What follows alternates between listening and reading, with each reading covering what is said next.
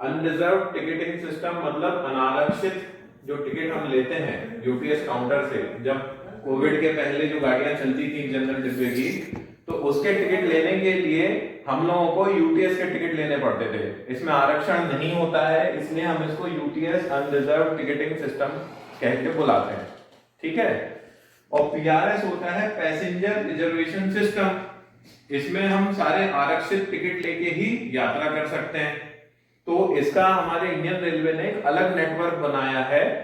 तो पहले क्या होता था, पहले के समय में आज से लगभग 10 या 11 साल पहले ये वाला जो नेटवर्क था, पीआरएस का अलग नेटवर्क था और यूटीएस का अलग नेटवर्क था। ये पेन ये वाला दे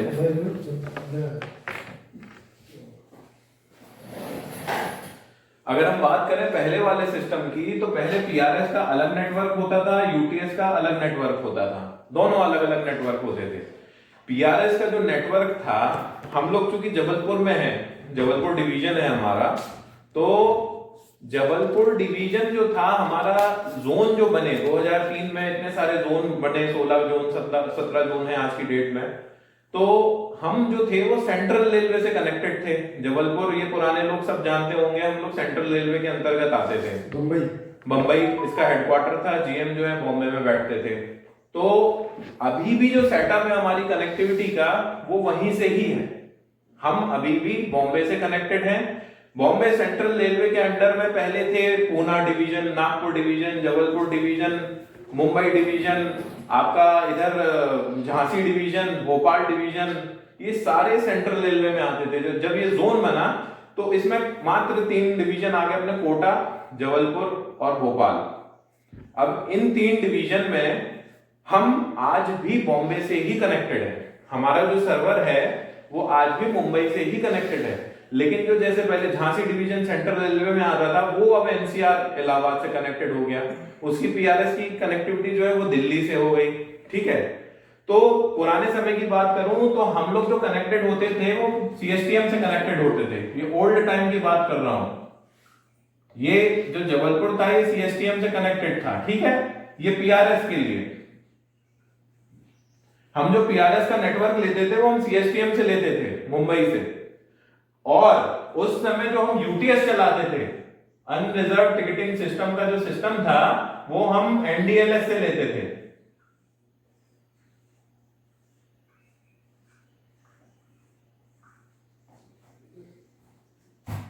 ठीक है। अब ये तो हो गई पुरानी बात। इसका नेटवर्क अलग होता था पीआरएस का, और यूटीएस का नेटवर्क अलग होता था। चालू है।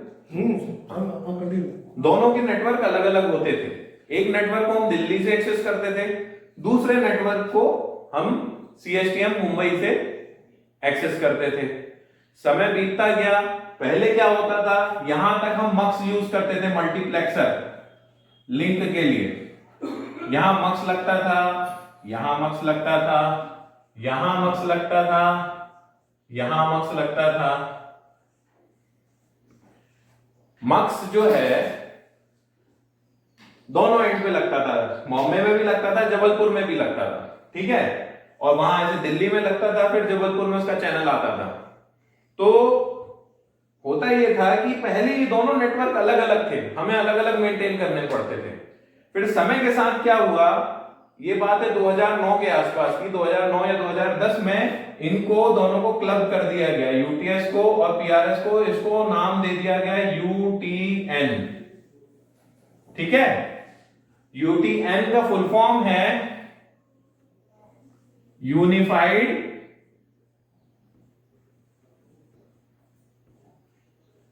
टिकटिंग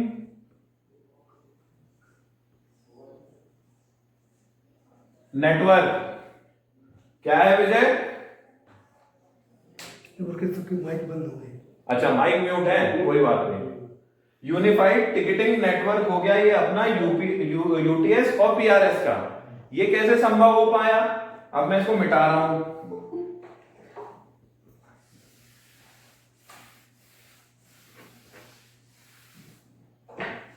जो चीज हमने दिल्ली में सर्वर रखे हुए थे, अब उसी के जो सर्वर हैं हम बॉम्बे में ले आए। हमने क्या किया, मुंबई में एक सर्वर हो गया पीआरएस का, ठीक है। दूसरा हो गया यूटीएस का, ठीक है, ये सर्वर है मान लीजिए दोनों टिकटिंग के। इन दोनों को हमने कंबाइन कर दिया एक स्विच से, फिर हमने लगा दिया एक राउटर। राउटर का साइन अपन मैप में ऐसे दर्शाते हैं, गोले के अंदर एक क्रॉस बना रहता है। ये नेटवर्क डायग्राम में जहां पे भी ऐसा हो, किसी भी नेटवर्क का डायग्राम हो, उसमें अगर ये साइन हो तो उसको हम राउटर से इसको प्रदर्शित करते हैं, ठीक है। ये राउटर है, हमने राउटर लगा दिया कहां, सीएसटीएम में। फिर उसके बाद हमने ली lease line. Lease line, lease line हम क्यों बोलते हैं इसको, लीज लाइन हम इसलिए बोलते हैं क्योंकि ये हमने भाड़े पे लिया है किसी से, ठीक है। लीज लाइन टेक्निकल लैंग्वेज में हमेशा बोला जाता है, क्योंकि ये जिससे भी हम किराए पे लेते हैं वो चीज लीज होती है, तो इसको लीज लाइन बोला गया है। तो पहले क्या था कि हमारे रेलवे के नेटवर्क में दूरसंचार जो था, हालांकि काफी डेवलप्ड था, लेकिन उस समय माइक्रोवेव की चैनल्स जो होती थी बहुत सीमित मात्रा में होती थी। बहुत ही वीआईपी सर्किट के लिए चैनल्स को दिया जाता था। लोगों के घर में फोन कम होते थे, एसटीडी सुविधा नहीं होती थी, उसकी चैनल की स्पीड कम होती थी, तो हम क्या करते थे, हम बीएसएनएल से किराए पे लेते थे। क्यों, क्योंकि हमारे पास उतनी उपलब्धता नहीं थी, ठीक है। और चूंकि हमारा यूटीएस पीआरएस नेटवर्क जो है वो एक तरह से पैसों की डीलिंग का नेटवर्क है।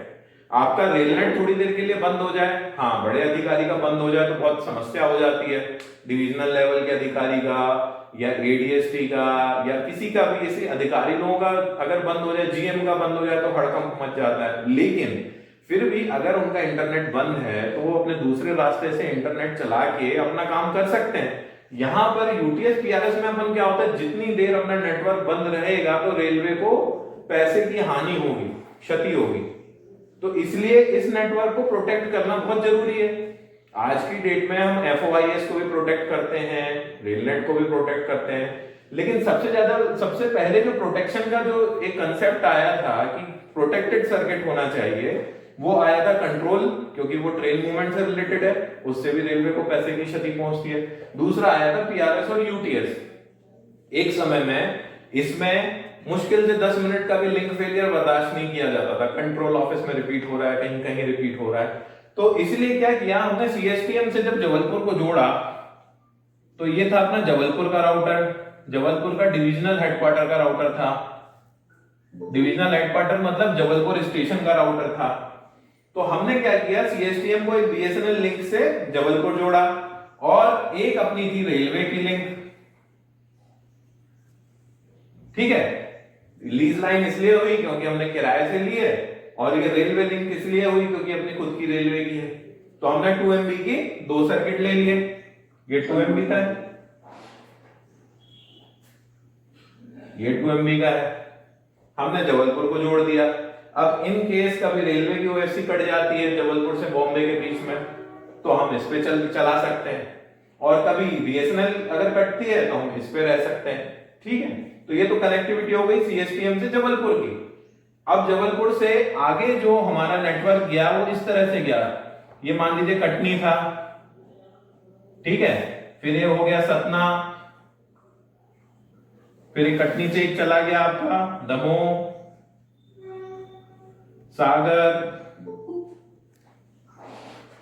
ठीक है। ये राउटर उपयोग कर करके हमने इस नेटवर्क को एक्सपेंड करना शुरू कर दिया। और सबसे अच्छी बात यूटीएन की जो थी, यूटीएन जो था ये यूटीएन था, यूटीएस और पीआरएस एक ही नेटवर्क पे, मतलब आप एक ही राउटर से, एक फर्ज करिए जैसे आप छोटे स्टेशन पे हैं कहीं पर, मान लीजिए बरगवा में है, व्यवहारी में है, तो आप देखेंगे कि आपके रैक में एक रेलनेट का राउटर अलग लगा हुआ है, एक एफओआईएस का राउटर अलग लगा हुआ है और एक पीआरएस का राउटर अलग लगा हुआ है। क्यों? क्योंकि ये तीनों अलग अलग नेटवर्क पे हैं, अलग अलग नेटवर्क पे काम करते हैं, इसलिए हमें 3 राउटर लगाने पड़े। तो एक अच्छी चीज ये हो गई थी आज से 10 साल पहले कि पीआरएस और यूटीएस को एक ही सर्विस में दे दिया गया, तो हमें इसके लिए अब एक ही राउटर लगाना पड़ता है।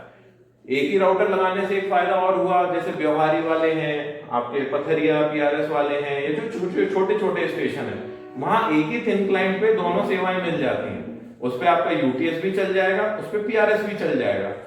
उसको अपन लोग बोलते हैं UTN, unreserved sorry unified ticketing network. ये लिख लेना आप लोग, मैं फिर से बड़े अक्षरों में लिख दे रहा हूं, यूनिफाइड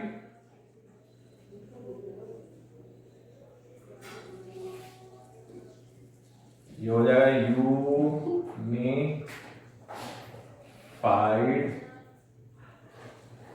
है ना, टिकटिंग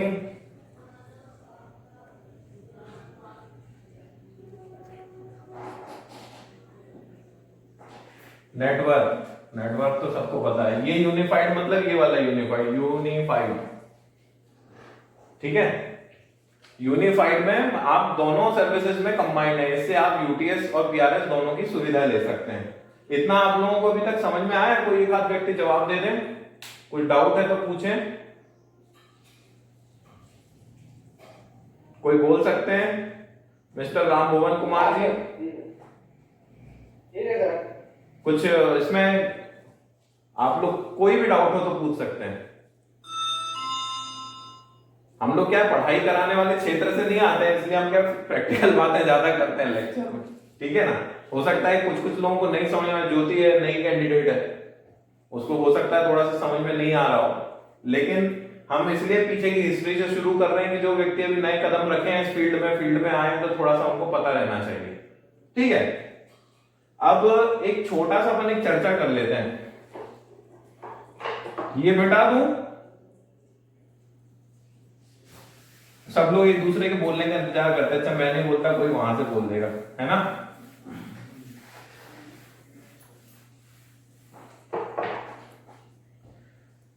पहले जो हमारा पीआरएस चलता था वो क्या था, जैसे ये सीएसटीएम है बॉम्बे, वहां एक लगा था डीसीएम फॉर जबलपुर, ये होता था मक्स होता था बड़ा वाला, ठीक है। ये सीएसटीएम में लगा था। एक लगा था जबलपुर में, डिविजनल हेडक्वार्टर में लगते थे ये मक्स, ठीक है। क्या होता है, हम अगर पुरानी चीजों को थोड़ा सा पढ़ लेना तो हमको थोड़ा स्कोप बढ़ जाता है हमारे समझने का।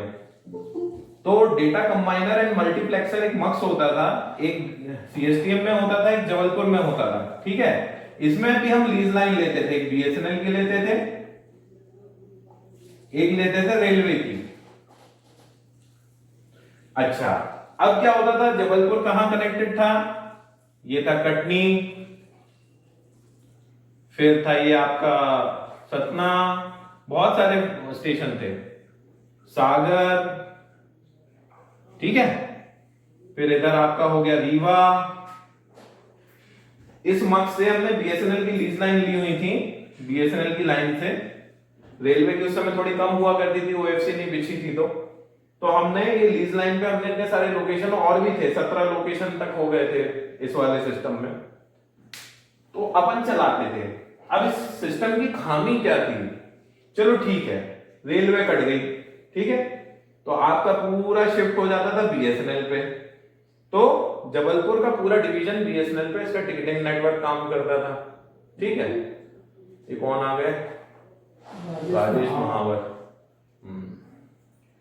तो बीएसएनएल पे हमारा सिस्टम स्विच हो गया, पूरे डिवीजन की टिकटिंग बीएसएनएल पे चल रही है। कभी कभी क्या होता था, इसके पास में भी प्रॉब्लम आ जाती थी, ठीक, ये भी कट गया। अब जब ये कटा, मक्स में होता क्या था, पॉइंट टू पॉइंट कम्युनिकेशन होता था, पॉइंट टू पॉइंट मतलब पॉइंट टू पॉइंट मतलब यहां से यहां के ही बीच में होगा, एक और एक ये दोनों ही आपस में संपर्क कर सकते हैं पॉइंट टू पॉइंट कम्युनिकेशन में, ठीक है। तो डाटा कंबाइनर एंड मल्टीप्लेक्सर जो होता था, बाय द वे अगर उसकी ये लाइनें कट जाती थी, ठीक है, होता क्या था, जबलपुर डिवीजन पूरा ब्लैकआउट। जबलपुर डिवीजन के जितने स्टेशन हैं इस मक्स से जुड़े, सभी इसी मक्स से जुड़े होते थे, कटनी, सतना, सागर, रीवा, दमोह, ये जितनी भी जगह हैं, ठीक है, ये पूरा ब्लैकआउट हो जाता था। कहीं कुछ नहीं, आपकी पूरी लिंक फेल, पेपर में लिखा आता था कि 3 घंटे के लिए लिंक फेल हो गया है, और यही सब बातें। और आदमी बेचारा परेशान होता था। उस समय भीड़ भी इतनी लंबी रहती थी, आप लोगों को याद होगा जो बड़े बड़े रिजर्वेशन ऑफिस हैं कटनी, सागर वगैरह, सतना में, हॉल के बाहर तक लाइनें लगी रहती थी और 3-3 घंटे बंद रहता था। फिर एक आध कोई सर्किट रिस्टोर होता था तो फिर ये चालू हो जाते थे। ऐसे ही यहाँ के लिए भी होता था, यहाँ पे भी पॉइंट टू पॉइंट था, ये P2P बोलते हैं अपन इस पे, ठीक है, छोटे स्टेशनों के लिए। मान लीजिए, हालांकि हम लोग लेके रखते थे 2 चैनल, एक रेलवे पे चलता था, एक BSNL पे। कई बार ऐसा होता था कि रेलवे का BSNL की केबल कटी हुई है, उसको जोड़ने में 1-2 दिन लगना है, उस बीच रेलवे की भी कट गई तो कटनी बंद पड़ा है। कितना बंद पड़ा? 5 घंटे 6 घंटे, कभी कभी पूरे दिन नहीं चालू होता था। तो पैसेंजर को बड़ी तकलीफ होती थी। क्यों? क्योंकि पुराना सिस्टम था पॉइंट टू पॉइंट, ठीक है। ये जो खामी थी, ये मक्स की खामी थी, ठीक है। होता क्या था कि जैसे मान लीजिए जबलपुर और मुंबई के बीच में अगर हम जो रेलवे का चैनल ला रहे हैं वो आता था अपना इगतपुरी, खंडवा, इटारसी, ऐसे होते होते जबलपुर आता था। BSNL भले ही दूसरे पाथ से आ रहा है, नागपुर होते हुए आता था। पाथ फिजिकली अलग अलग रहते थे, लेकिन कई बार मीडिया ट्रेवल आ जाती थी तो कई बार दोनों चैनल भी मिलना बंद हो जाते थे, ठीक है। तो अब रेलवे ने सोचा कि कुछ और अच्छा बढ़िया सा नेटवर्क तैयार किया जाए जो फुल प्रूफ हो। फुल प्रूफ हो कैसे हो कि भाई इस पे निर्भरता ना रहे कि हम यहां से यहां के बीच में कट गए तो हमें कहीं से कोई रास्ता ना मिले। तो हमने शिफ्ट किया राउटर पे, ठीक है। ये हम राउटर्स ले आए।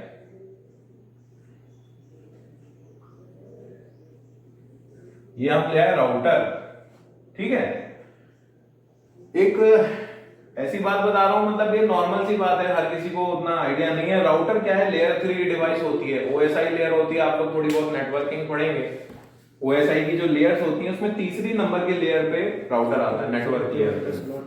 राउटर का काम क्या रहता है? एक नेटवर्क को दूसरे नेटवर्क से जोड़ना। और राउटर किस भाषा में दूसरे राउटर से बात करता है? मतलब हम अगर बोले कि एक राउटर दूसरे राउटर से, इसका फॉर्मेट क्या रहता है, मतलब ट्रांस रिसीव करने का, उसको हम माध्यम को बोलते हैं पैकेट, ठीक है। डाटा पैकेट, PACKET, ये डेटा के पैकेट्स में बात करता है एक राउटर दूसरे राउटर से, ठीक है। अब हमने राउटर क्यों लगाया? हमने आपको बताया कि ये लिंक कट गई, ये लिंक कट गई, ये ब्लैकआउट हो गया। राउटर के साथ एक चीज है, राउटर को राउटर क्यों बोलते हैं? राउटर को राउटर इसलिए बोलते हैं कि वो पैकेट की रूटिंग करता है। समझ रहे हैं आप? जैसे आप कहीं जा रहे हैं, मान लीजिए वहां नाले की खुदाई चल रही है, ठीक है। अब नाले की खुदाई चल रही तो आपने बोला अरे ये रोड तो बंद हो गई। आपने बोला कि पीछे वाले चौराहे से चलते हैं, वहां से घूम के दूसरा रास्ता है, शादी में पहुंचना है, ठीक है। दूसरे रास्ते से पहुंचे तो आपने रूट को चेंज कर दिया। यही काम राउटर का रहता है, ठीक है। राउटर का काम रहता है पैकेट्स को रूट करने का। राउटर अपने आप में पैकेट को रूट करता है, ठीक। तो अब इसके ऊपर हम इसमें कैसे बेनिफिट लेते हैं वो हम आपको बता देते हैं। ये जैसे CSTM से अभी आज की स्थिति में मोटा मोटा आपको बता देता हूं। ये कैमरा शायद आउट ऑफ जा रहा है ना, ऊपर मिटाना पड़ेगा, रहने दो, मैं मिटा देता हूं।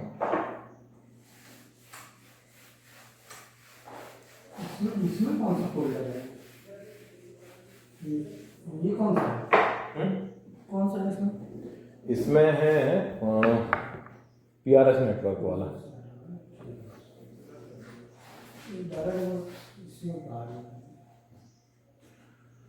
राउटर की विशेषता क्या हुई?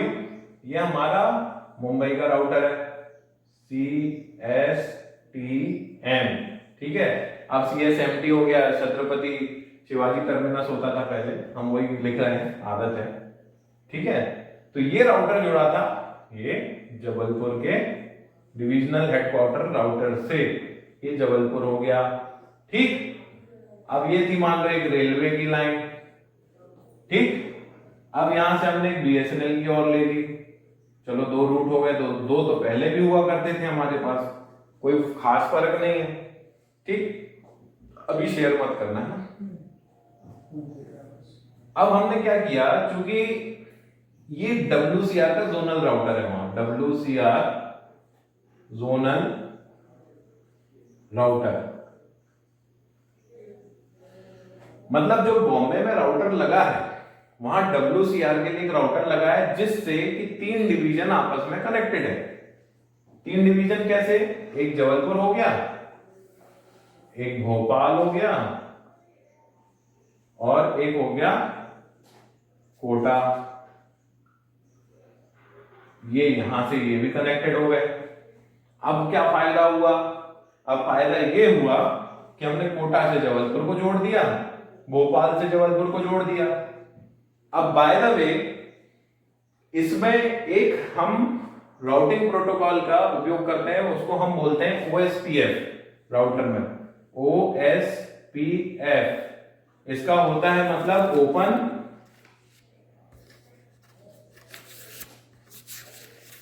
शॉर्टेस्ट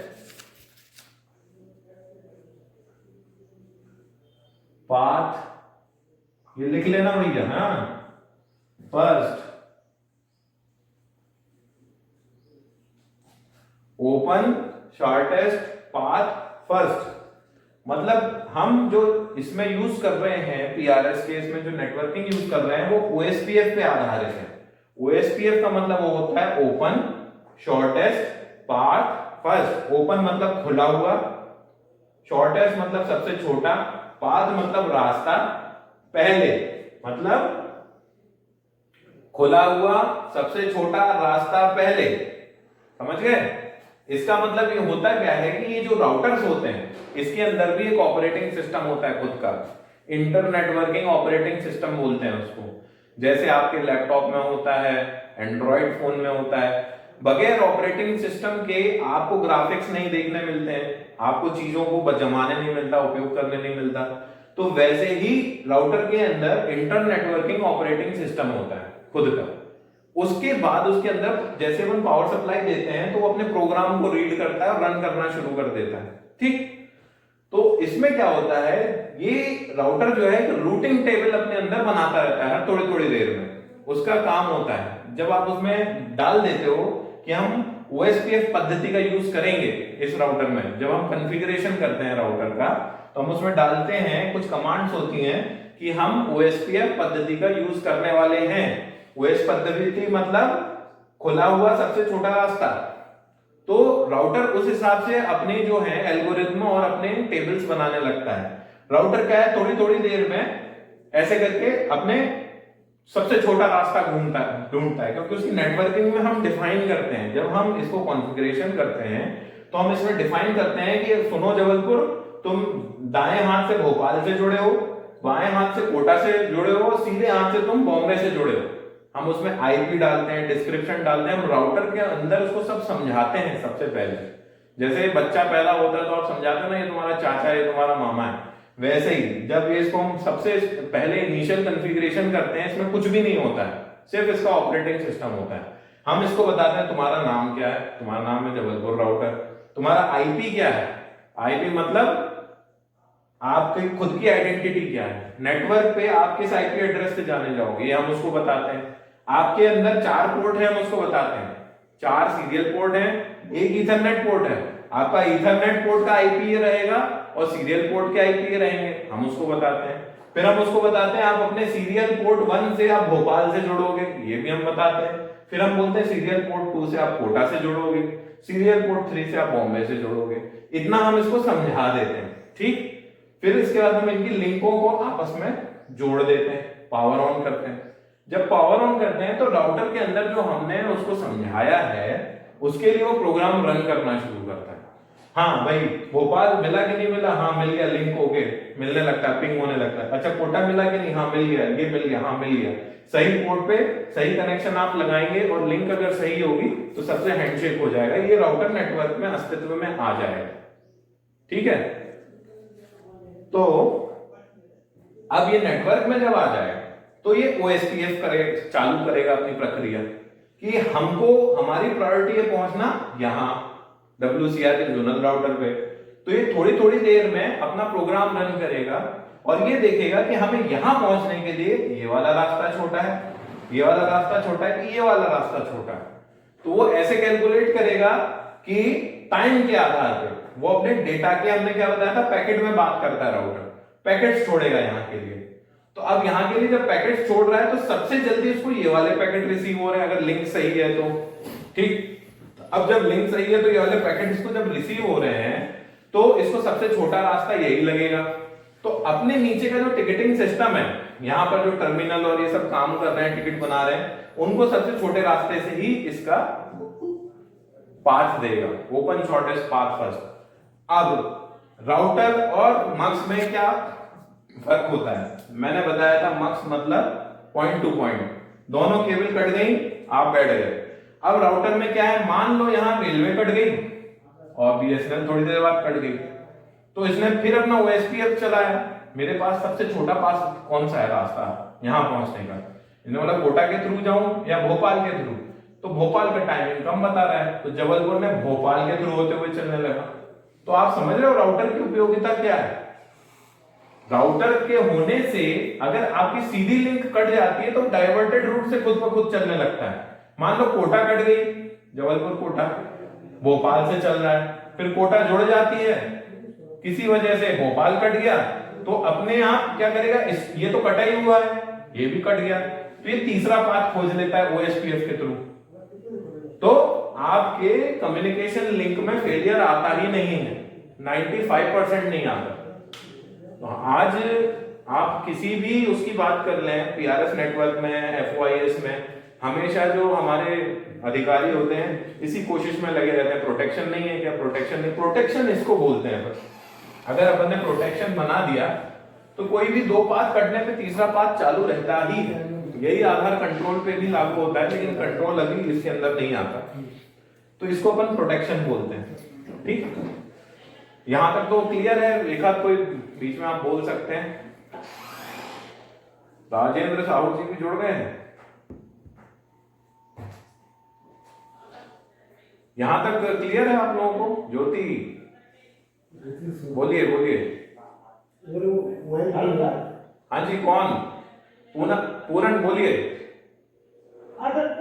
जैसे हमारा पीआरएस 4 बजे बंद हो जाता है, 8 बजे 4 बजे तक। हाँ हाँ, रात भर में चालू रहता है, तो इसको बंद करने में कोई परेशानी होती है क्या? देखो बंद करने में कोई परेशानी नहीं होती। क्या है, अब अपन लोग यूटीएस पे भी आ गए ना, तो उसपे क्या हो रहा है, तो उसपे क्या होता है कि आपके एक ही पीसी पे यूटीएस और पीआरएस दोनों काम करता है कंप्यूटर पे, थिन क्लाइंट पे। ठीक है, तो बीच बीच में वो यूटीएस के जो सर्वर रहते हैं बॉम्बे में, वो आपके क्लाइंट को सिंक करते रहते हैं।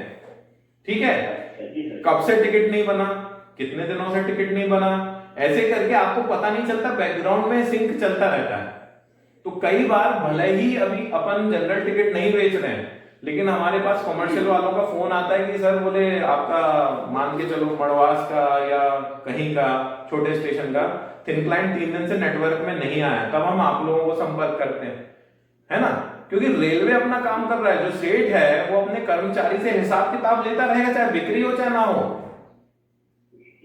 है ना भाई। एक गल्ले पे एक अपने नौकर को बिठा दिया और सेठ है, पता चला 5-6 दिन या महीने भर घूमने चला गया, फोन पे वो पूछता रहता आज कितनी बिक्री हुई, आज कितनी बिक्री हुई। वही अपन लोग वही कर रहे हैं, पीआरएस और यूटीएस। पीआरएस के लिए लिंक हमेशा रहना जरूरी है, पीआरएस ऑफलाइन काम नहीं करता, लेकिन यूटीएस में अगर आप उसका केबल काट दें पीछे, RJ45 कनेक्टर निकाल लें, तो 72 घंटे की टिकट बुकिंग होती है।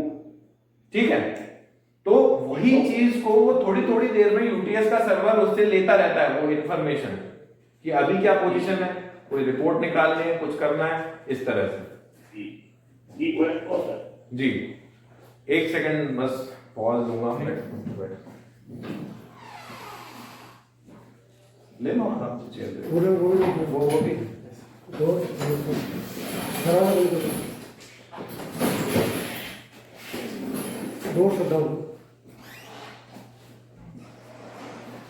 तो यूटीएस और पीआरएस में फर्क क्या है, अभी तो है दोनों एक ही नेटवर्क पे। मैंने बताया यूटीएन मिटा दिया मैंने, चलो ठीक है। यूटीएन पे यूनिफाइड टिकटिंग नेटवर्क पे दोनों एक ही लिंक पे काम कर सकते हैं, अलग अलग लिंक मेंटेन करने की आपको जरूरत नहीं है, कुछ नहीं है इस तरह से। लेकिन एक चीज है, हाँ जी बोलिए, कौन? संतोष जी बोलिए। अच्छा सर, हमारे यहाँ पीआरएस में है, पीआरएस लगा हुआ है बलगांव में। हाँ हाँ, भाई केबिल तक जाने पे PRS हमारा बंद हो जाता है यहाँ पे। हाँ, वो उसका रीजन ये है, हम लोग उसी पे मेहनत कर रहे हैं। ये मिटा दूं संतोष, मिटा दूं? हाँ जी सर, हाँ हाँ जी।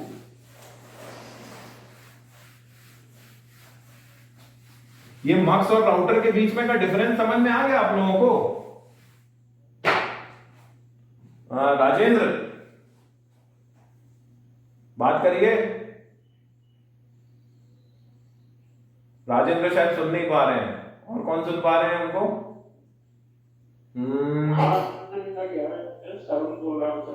हाँ, अरुण मझगवा में हो? नमस्कार, सब ठीक है? बढ़िया सर, बढ़िया। चलो, अभी जो मक्स और राउटर में मैंने डिफरेंस समझाया वो समझ में आ गया? बिल्कुल सर, बिल्कुल समझ में आ गया कि हम मक्स को क्यों छोड़ना चाहते हैं। ठीक है, बात ये होती है कि मक्स में हम नॉन आईपी वाले डिवाइस यूज कर सकते हैं जिसमें आईपी नहीं डलता है। ठीक है, लेकिन राउटर में हमारी ये जिम्मेदारी बन जाती है कि हमको आईपी बेस्ड डिवाइस ही यूज करनी है। ठीक है, तो अब हम जब राउटर पे आ गए आज से 10-11 साल पहले यूटीएस पीआरएस के नेटवर्क में, तो हमने क्या किया कि अपनी जो लोकल डिवाइसेस है जिस पर टिकटिंग बनती है, ये करती हैं और यूटीएस बनता है, उसको आईपी देने पड़े, तब जाके हम राउटर पे अपना पूरा नेटवर्क बना पाए। ठीक है, हम यूटीएस और पीआरएस में एक बेसिक डिफरेंस के बीच में हम ये समझा रहे थे आपको कि पीआरएस आपका हमेशा ऑनलाइन रहना चाहिए। अभी अपने कौन थे बरगवा से, संतोष थे ना? हाँ, मैं आपके भी पॉइंट पे आ रहा हूं। तो पीआरएस अगर लिंक रहेगी तभी तक काम करेगा, रियल टाइम में काम करता है पीआरएस। और यूटीएस के साथ क्या होता है, 72 घंटे के लिए आप लिंक काट दो तो भी वो टिकट बांटता रहेगा। थिन क्लाइंट जो है 72 घंटे तक आपको टिकट प्रिंट करता रहेगा ऑफलाइन मोड में। क्यों? क्योंकि जब आप अनारक्षित टिकट लेते हो तो आपको कोई रिजर्व सीट तो मिलती नहीं, आपकी जिम्मेदारी आप टिकट लो, चढ़ जाओ गाड़ी में, तो वो टिकट देता रहेगा। फिर जब उसकी लिंक वापस आएगी, जैसा अभी उन्होंने शायद पूरन ने किन्ने पूछा था, लिंक वापस आएगी तो वो ट्रांजैक्शन पूरे अपलोड कर देगा। जीत राम कुछ पूछ रहे हैं? अच्छा, हाँ, तो जब वापस 72 घंटे के अंतर्गत जब वो लिंक सिंक होगा, सिंक होने के बाद वो यूटीएस के सर्वर से वो ट्रांजैक्शन बता देगा कि हाँ भाई, जब तक लिंक नहीं थी इतने से इतने बजे के बीच में हमने इतनी टिकटें काटी, इतने पैसेंजर थे, इतना कैश था, इतने ये सारे मॉनिटरी या जिसे बोले जाएंगे पैसे के ट्रांजैक्शन वो बताता है यूटीएस वाला। ठीक, अब ये हो गया यूटीएस, मतलब विदाउट लिंक यूटीएस जो है 72 घंटे काम कर सकता है थिन क्लाइंट पे, और पीआरएस भले ही थिन क्लाइंट पे काम कर रहा हूं, आप उसका जो टर्मिनल यूज कर रहे हैं वो भले ही थिन क्लाइंट है, जैसे पथरिया हो गया या छोटे स्टेशन हो गए बरगवा